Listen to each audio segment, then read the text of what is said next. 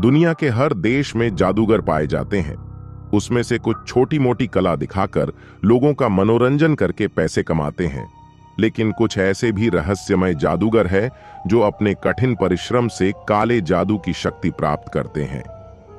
ऐसी ही घटनाओं से प्रेरित होकर काला जादू की कहानी को आपके सामने लाया गया है।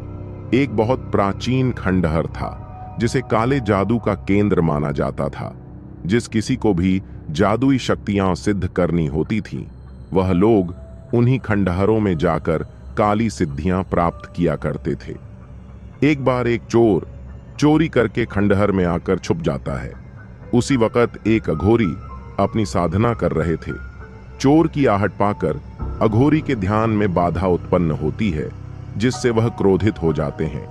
अघोरी अपने काले जादू से पल भर में पता लगा लेते हैं कि वह चोर कहां छुपा है।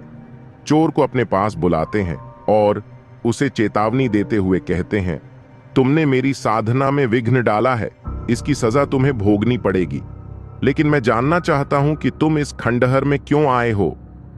तभी चोर अघोरी से कहता है कि मेरे सगे भाई ने मेरी सारी संपत्ति छीन ली है और मुझे घर से बाहर निकाल दिया, इसलिए मैंने रात को उसके घर का सारा कीमती सामान चोरी किया और अपनी जान बचाकर खंडहर में आकर छुपा हूं। अघोरी अपनी काली शक्तियों से चोर की बात का पता लगा लेते हैं। उन्हें एहसास होता है कि चोर निर्दोष है, उसके साथ धोखा हुआ है। वह चोर को बदला लेने का एक अवसर देना चाहते हैं, इसलिए चोर से कहते हैं, क्या तुम अपना बदला लेना चाहते हो? तभी चोर अघोरी के पैरों में गिर जाता है और कहता है, बाबा, क्या यह संभव है? अघोरी तुरंत पलटकर हाथ उठाकर कहते हैं, देखो यह खंडहर, यहां काली शक्तियों का भंडार है। अगर इसका 1% भी तुमने प्राप्त कर लिया तो तुम दुनिया को अपने कदमों में झुका सकते हो, लेकिन इसके लिए कठोर साधना करनी होगी। क्या तुम तैयार हो? चोर के पास दूसरा रास्ता नहीं है, क्योंकि वह बाहर जाएगा तो उसकी जान जाने का खतरा है और खंडहर में बिना साधना के रुकने की अनुमति नहीं है। इसलिए चोर तुरंत हां कर देता है और अघोरी के साथ काला जादू सीखने के लिए तैयार हो जाता है। अघोरी सबसे पहले चोर को एक नया नाम देते हैं, दिशांग। चोर अपना नया नाम पाकर खुश होता है। इसके बाद अघोरी दिशांग को खंडहर के कुएं में नहाने को कहते हैं, लेकिन उसके लिए कुएं के अंदर रस्सी के सहारे जाना होगा। कुएं के अंदर कई सांपों का भंडार है, लेकिन वह सांप जहरीले नहीं है। कुएं में व्यक्ति के साहस का परीक्षण होता है, क्योंकि साधना करते वक्त कई जीवों के आसपास होने का भ्रम उत्पन्न होता है। अगर व्यक्ति डर गया तो उसकी सांसें रुक सकती हैं, इसलिए साहस का परीक्षण अनिवार्य है। कुएं में उतरने से पहले दिशांग को सांपों के बारे में कोई जानकारी नहीं थी। दिशांग रस्सी को पकड़कर धीरे धीरे कुएं के अंदर उतरने लगता है। दिशांग कुएं के आधी दूर तक पहुंचा ही था कि एक बहुत ही विशाल सांप पेड़ की जड़ से लटका होता है। कुएं में घनघोर अंधेरा था है, जिसकी वजह से दिशांग की नजर सांप पर नहीं पड़ती। दिशांग सांप से बिना डरे नीचे उतरता जाता है। कुएं के पानी के करीब पहुंचते ही उसके गले में एक सांप धीरे से छड़ जाता है। दिशांग को सांप की वजह से गुदगुदी होने लगती है।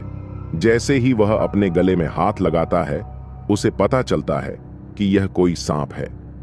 दिशांग का हाथ तुरंत रस्सी से छूट जाता है और वह कुएं के पानी में जा गिरता है। कुएं के पानी में गिरते ही हजारों सांप उसके शरीर से लिपटने लगते हैं। दिशांग डर की वजह से चिल्लाने लगता है। तभी ऊपर से अघोरी की आवाज आती है, यह तो केवल पहली सीढ़ी है जिससे तुम घबरा गए, अभी तो बहुत सी परीक्षाएं होगी। अघोरी की बात सुनते ही दिशांग को हिम्मत आती है। उसे समझ में आ जाता है कि यह सांप उसे नुकसान नहीं पहुंचाएंगे, वरना अघोरी उसे नीचे कभी नहीं आने देते। वह अपने आप को शांत करता है और कुएं के पानी में डुबकी लगाकर रस्सी के सहारे ऊपर आने लगता है। ऊपर आते समय कई सांप उसके जिस्म से होकर गुजरते रहते हैं, लेकिन वह शांति से ऊपर चढ़ता जाता है। ऊपर आते ही अघोरी उसे आशीर्वाद देते हुए कहते हैं, तुमने पहले चरण में सफलता प्राप्त की, अब तुम्हें केवल दूसरा चरण पास करना है, जिसके लिए 1 दिन और 1 रात आंखें बंद करके ध्यान करना होगा। साधना के दौरान तुम एक अलग ही दुनिया में प्रवेश कर जाओगे, जहां हर पल तुम्हें कई खतरे दिखाई देंगे, लेकिन वास्तविकता में वह माया जाल होगा। दिशांग उत्साहित होकर कहता है, सांपों की तरह ना बाबा। अघोरी ऊंचे स्वर में कहते हैं, सावधान, कुएं में तो सिर्फ तुम बेहोश हो सकते थे, क्योंकि सांप जहरीले नहीं थे, लेकिन ध्यान के दौरान यदि तुम डर गए तो तुम्हारी धड़कनें भी रुक सकती हैं। यह कोई आम साधना नहीं है। इस साधना की वजह से हम अपने इच्छा अनुरूप कोई भी कार्य कर सकते हैं। दिशांग को अघोरी की बात से रास्ते की उलझन का पता चल जाता है, लेकिन उसने पहले चरण में सफलता प्राप्त की थी, जिससे उसका मनोबल बढ़ चुका था। अब वह काले जादू के दूसरे चरण के लिए एक आसन में बैठ जाता है और अघोरी के दिए हुए मंत्रों का उच्चारण करने लगता है। दिशांग धीरे धीरे शून्य हो जाता है। उसकी सांसों की गति धीमी हो जाती है और उसके माथे में एक दिव्य रोशनी दिखाई देने लगती है। अगले ही पल दिशांग अलग ही दुनिया में प्रवेश कर जाता है। यहाँ दैत्याकार जीव दिखाई देते हैं। इतने बड़े बड़े पक्षी की बड़े से बड़े हाथी को भी अपने पंजों में दबा कर ले जाए। दिशांग साधना की वजह से अवचेतन मन में भी चेतन अवस्था में रहता है। वह धीरे धीरे आगे बढ़ता है। उसे एक पेड़ के ऊपर छोटा सा घर बना दिखाई देता है। वह पेड़ की डाल की सहारे लटक कर ऊपर चढ़ जाता है। घर के अंदर बहुत ही स्वादिष्ट खाना रखा होता है, जिसे देखते ही दिशांग के मुंह में पानी आ जाता है। वह खाना खाने बैठ जाता है, लेकिन जैसे ही वह पहला नेवाला अपने मुंह में डालता है, खाना उसके गले में फंस जाता है। वह गले से खाना निकालने के लिए छटपटाने लगता है। वह भागते हुए पेड़ के ऊपर से कूद जाता है। तभी उसे अचानक याद आता है कि यह तो मायाजाल है। मुझे बिना घबराए यह तकलीफ सहनी पड़ेगी। वह गले के दर्द को सहते हुए आगे बढ़ता है। उसे एक नदी दिखाई देती है। उसके गले में खाना फंसा हुआ था, इसलिए वह दौड़कर नदी में पानी पीने के लिए घुस जाता है।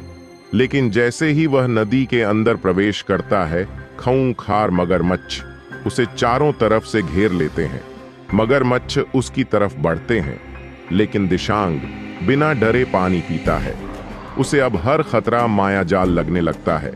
उसके इसी बोध के साथ उसकी आंखें खुल जाती हैं और वह काला जादू की शक्तियां प्राप्त कर लेता है। अघोरी उसकी साधना से प्रसन्न हो जाते हैं। वह उसे आशीर्वाद देते हैं, जाओ दुनिया का कल्याण करो। क्या दिशांग अपनी शक्तियों प्रयोग दुनिया के कल्याण के लिए करेगा या दुनिया को मुसीबत में डालेगा? यह तो अगले पार्ट में पता चलेगा।